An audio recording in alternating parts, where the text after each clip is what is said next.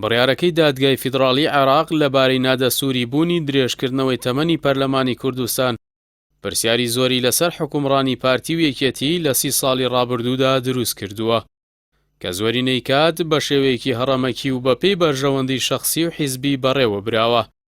هەر کاتێک ویست بێتیان دەرگای پەرلەمانیان داخستووە، هەر کاتێکیش بەرژەوەندیان خواست بێتی تەمەنیان درێژ کردووەتەوە.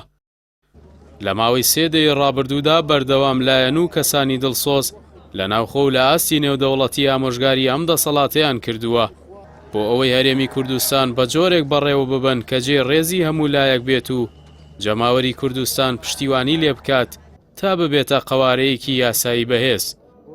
بەڵام گوێیەک نەبوو بۆ بیستن و ڕێچکەیەکی هەڵەگیراوەتە بەر کە بەرژەوەندی بنەماڵە و حیزب پێشخواست و بەرژەوەندیەکانی خەڵکی کوردستان خراوە. دوهەمین ئەڵەش درێژکردنەوەی تەمەنی خولی پێنجەمی پەرلەمان و تەمەنی کابینەی نوێ بوو کە جگە لە شکست هیچی بۆ خەڵک پێنەبوو. ئێستاشی لەگەڵ بێت پارتی و یەکێتی نزیکن لەوەی قەوارەی هەرێم بکەنە قوربانی بەرژەوەندیەکانیان.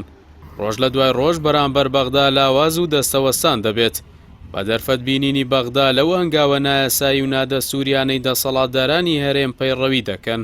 پابەند نەبوون بە یاسا وەڵبژاردن و دیموکراتیەتی شوای کردووە نەتەوە یەکگرتووەکان و ئەو وڵاتانەی خۆیان بە دۆستی کورتزانیوە نەتوانن بەرگری لێ بکەن.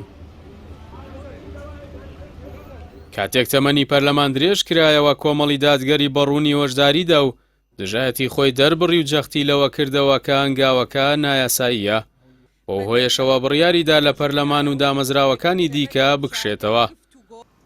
بڕیارەکەی دادگاش لێپرسراوان بەگشتی دەخاتە بەردەم واقعێکی نوێ کە ئەم حکومڕانیە لە دەرەوەی یاسایە و پێویستە ڕێگە چارەیەک بدۆزنەوە بۆ دووبارە شەرعیەت پێدانەوە پێی.